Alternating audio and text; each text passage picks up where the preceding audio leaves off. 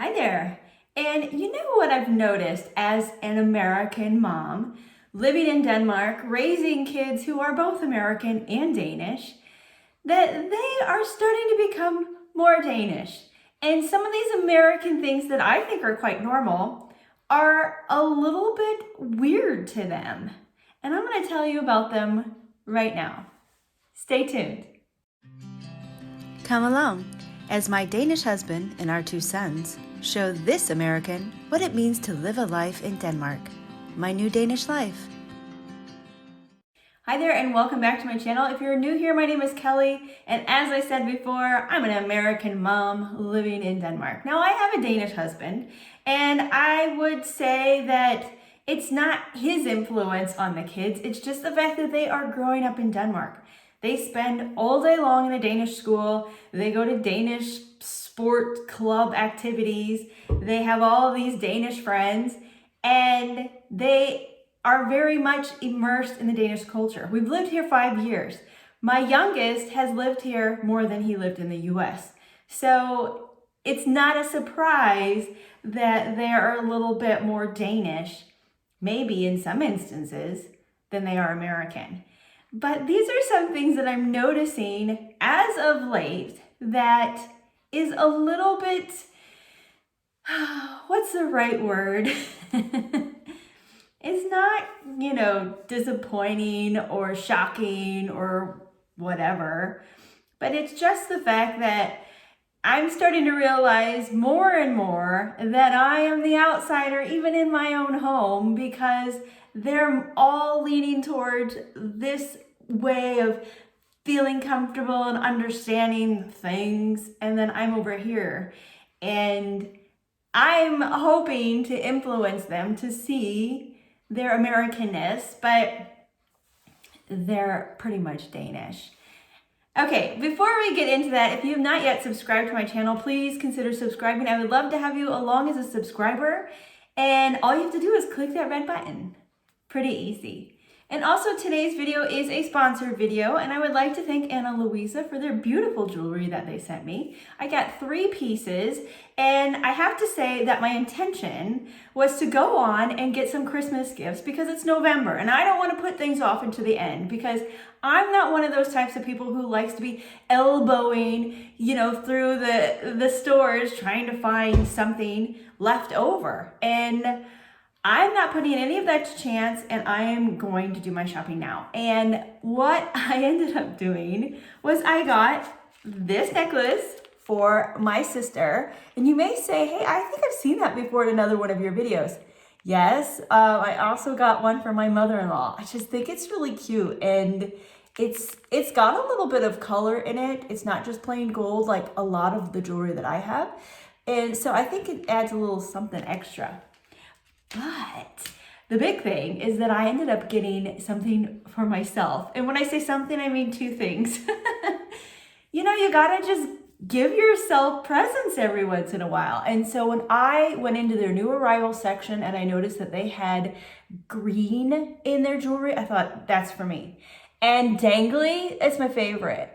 I saw these earrings first and I just love them because, of course, they're dangly and they have the green color in them. And I don't have a lot of colored jewelry, and I love to take my Danish wardrobe, right? My mostly black sweaters and black shirts, and add a little bit of color to it. Yeah, it's nice to have the gold, but adding a little bit of the green is nice. And when I noticed that this necklace went with the earrings, it was a no-brainer. I just totally had to get it. And I love this chain. Look how thick this chain is. You could wear it without the pendant if you were, wanted to. But I just absolutely love the green. So I had to get a little bit extra for myself, and wearing it now throughout this video, I'm probably going to be wearing it a lot because I really, really am excited for it. And if you want to get your own jewelry for yourself or for someone on your Christmas list, they are running a couple of different sales in November. And if you go in my description, you can get a coupon code. So make sure that you use that. Get your Christmas shopping done. You're going to definitely find something for the people on your list. So check out what they have there. And again, thank you for Ana Luisa for making me looking a little extra pretty for this video today. Okay, now let's get started. What is it that I'm noticing about my kids that I find a little strange, maybe? You know, if you're a date, you might be like, what, you know? Let's just get to it. They have been asking me a lot of questions because we are going to be going back to visit family very soon. It has been 2.5 years since we've seen my family. It has been way too long, if you ask me. Corona, go away. And my kids have kind of forgotten a few things, you know, and they're asking me some different questions about what it's like in the US because they just don't remember. And I'm getting a lot of questions from my younger son, who was 3 when we moved to Denmark. So, of course, he's just not going to remember these things anyways. But the big question for him, because this is something that is a very big part of his day-to-day life, is rye bread. And he says, Mom, can you get rye bread in the USA? And in reality, I have to say the answer is no. And some people will be coming on here and saying, oh no, you can get this. Okay, well, the US is a very large country. I mean, compared to Europe, forget about it, okay? It's huge. And so what you can get in different areas may be different, but we lived in a very large town, and we could find some like Swedish dark bread, Swedish rye bread. I think that's how it was labeled. There was like a little Swedish section. I wouldn't say there was a Danish section in the grocery store, but you know, it had like lingonberries and I don't even know, I don't remember, but they would have like this teeny tiny loaf of bread. And if you ask my husband, who is Danish, he would say, it's okay, but it's not Danish rye bread. So whenever we would have Christmas lunch in the United States with our other Danish/American friends, he would always make his own rye bread. Sometimes we were able to go to IKEA and buy like a rye bread mix that he could use. I don't know if that's something that's available anymore in the US. I mean, it was in the Chicago area that we had an IKEA, and yeah. So my kids were really surprised that they don't have rye bread. My oldest, he could care less, doesn't like rye bread anyways. But my youngest, that's like, he eats it every single day. You know, that's a big part of his life. And the fact that we don't really have rye bread, he was just, you could just tell the wheels were spinning, right? You know, and he's thinking, what am I going to eat for lunch? You know what I mean? When my mother's around, nobody has to worry about what am I going to eat for lunch, right? But I thought that was really kind of cute and really a big indicator of how Danish my younger son is or becoming or whatever, because of the fact that he can't imagine a day or a place or world without Danish rye bread. Number 2 deals with it's kind of, you know, Thanksgiving. We're talking about a menu, and it has to do with using vegetables in pies. And I know that in the UK, they put meat in their pies. That's not something that Americans are really, you know, used to, unless it's like a chicken pot pie. But I'm not talking about that. I don't really make chicken pot pies anyways for my kids. Being a vegetarian, vegan, I don't try to make meat like ever, but I mean, I have my husband's for that. But the thing is that I love sweet potato pie. Love it. We'll always have it for Thanksgiving.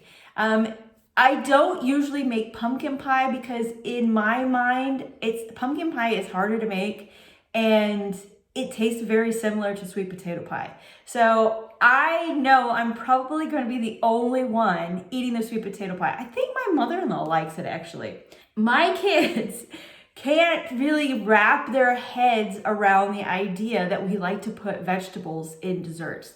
You know, like I bought a very large zucchini and I thought, oh my gosh, I'm going to be making myself some zucchini bread.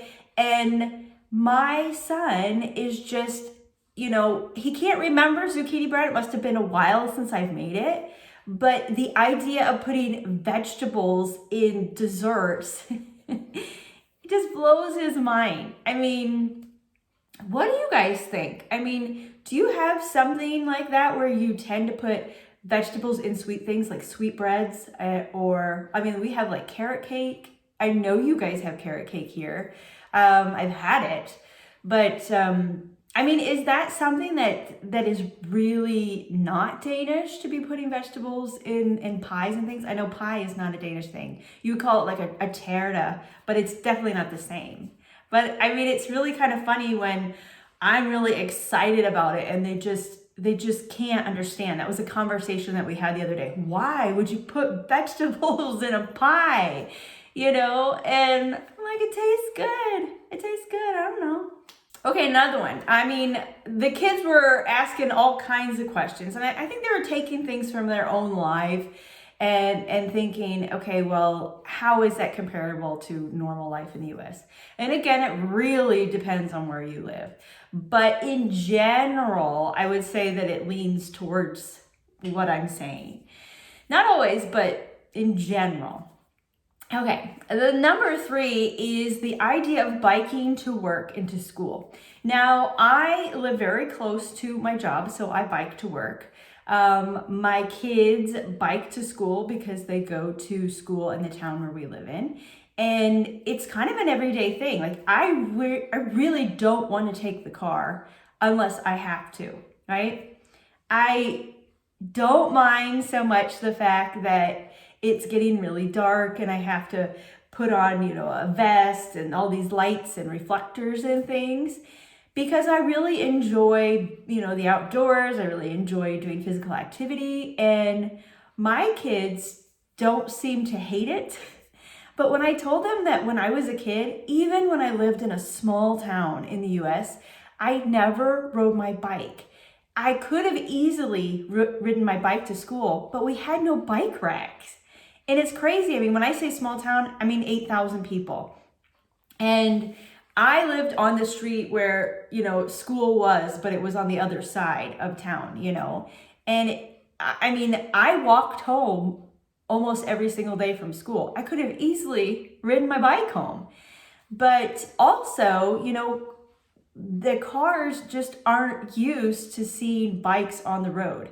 I mean, if we had it in our culture, if my small town in Ohio in the United States said, all right, we are going to start this new, way of life, and we are going to encourage everybody to ride their bikes to school. We're going to have a little bike house for them to put their bikes in, and we're going to make sure that the people in the town who are driving are aware of the kids, and I don't know, maybe do some sort of education, maybe send things out in mailers. I don't know, but it just doesn't happen, And then where I lived with my family, with my husband and my kids in the US, the town was it was a very big town. It wasn't a city, but it was a very big town of nearly 200,000 people.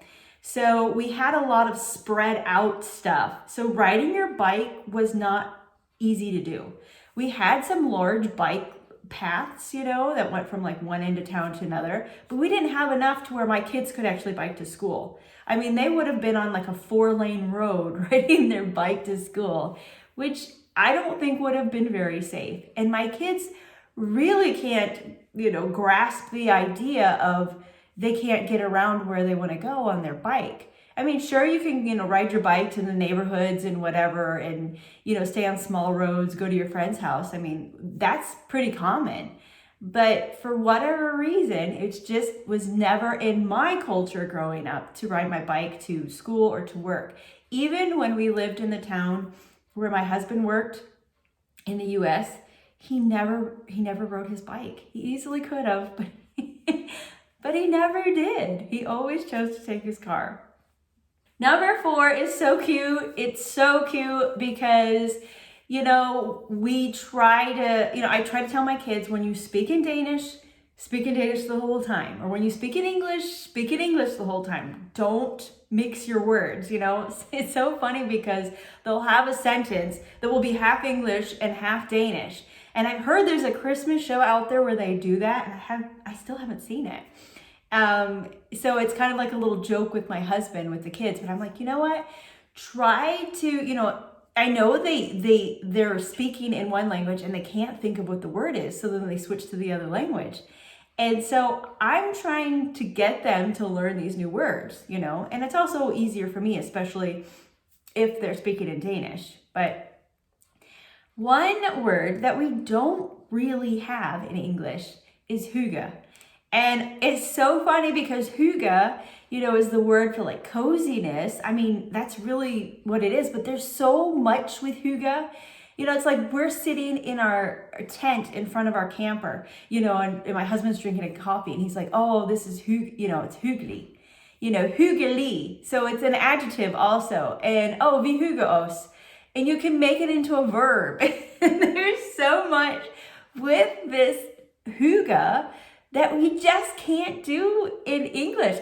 We can't say, oh, we comfort ourselves, or it's just something that doesn't translate. So when my kids are trying to say, hygge, but in English and express themselves in the right way, they get so frustrated. And it's so funny because you don't realize how much that word or various forms of that word are a part of the Danish culture until you talk to your kids and they get so frustrated because they can't say what they want to say in English because there's no way to really translate vi hygge oss, or it's like, oh, what'd you do at your friend's house? Oh, vi hygge, and it's like, and it's so cute, but like in my mind I know what they're saying, but yeah, it's so funny with that when they get frustrated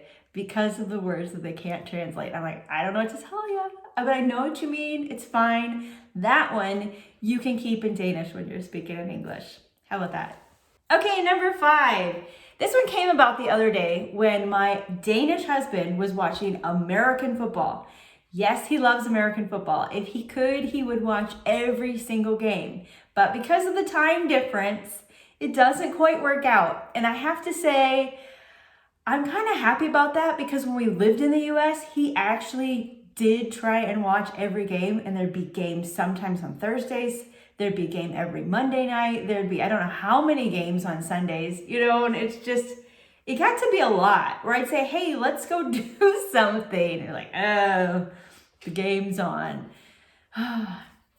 But it's funny when we're sitting down and watching it because we pretty much watch one game or at least part of a game maybe as a family. My kids are that interested. And the boys were watching it, and we have like this game, like NFL something else, I don't know what it is, for our TV. So he can watch the games. And of course, while we're doing that, we're getting all these American commercials. And as an American living 38 years in the US watching American television, I'm very used to the commercials, right? And but when you live in Denmark, there aren't any commercials, it just doesn't, like in between the shows, there will be like a little part where maybe they're talking about another show or something, but they don't break in the middle of a show every 5 to 10 minutes or whatever to show you a commercial. So when we're watching the football game and there's all these commercials, my kids are getting so upset. Me, I'm like, oh, cool. I get to see what's going on and, what's interesting in the US. And a lot of times it's car commercials because, it's advertising to mostly men watching football, right? And it's funny because my older son, who should, remember this, but when we lived in the US, he watched a channel called PBS, which is Public Broadcasting System. And that one really doesn't have any commercials during the shows. It's only at the end of the show that they'll have a commercial. And that's a channel where you have to they ask people to donate money to it because they don't take like, I don't know. They don't do funding, from corporate sponsors and things like the other channels do. And this is the one where you would get to see like BBC News on there, and it'd be like a lot of educational shows during the day. So it's a lot of like Sesame Street type of things, a lot of shows where kids are learning math and how to read and about animals and different things like that. And so that was really the only thing that my son watched when we lived in the US. So it kind of makes sense to me that he's not used to the commercials, and he hasn't watched any American TV since we have been back to the US, and it's been like 2.5 years. So he's sitting there watching football and he goes, another commercial? He's like, why do they keep doing this? And that's another thing that just tells me right away that my kid or my kids are more Danish than they are American, because there's these little things. They watch a lot of American television on Netflix and there's no commercials, right? So they're getting a little bit of understanding how maybe American kids or teens work and, the different mannerisms and things like that. But they don't get exposed to the commercials like they would if they lived in the United States and watched TV. So it's really kind of funny. What do you think about my list of 5 things about my kids, their differences, and how they're a little bit more Danish? Are these things that, you maybe as a Dane are thinking, yeah, I would be surprised going to the US and not having these things, or having these things and understanding what's the point of that? Let me know about it in the comments. Are you a foreigner and you're living in a different country and your children are being raised a little bit to grow up in that culture? Are they finding some things about their native culture that is a little bit shocking or a little bit disturbing to them? Let me know about that as well. Thanks for coming along on this video. Also, thanks to Ana Luisa for the beautiful jewelry. And again, for helping me cross off some names off my Christmas shopping list. Again, check the description below so you can get a discount that you can use throughout November. And I really hope that you come back for another video. And don't forget to subscribe. Now's your time to click the red button. And as always, take care.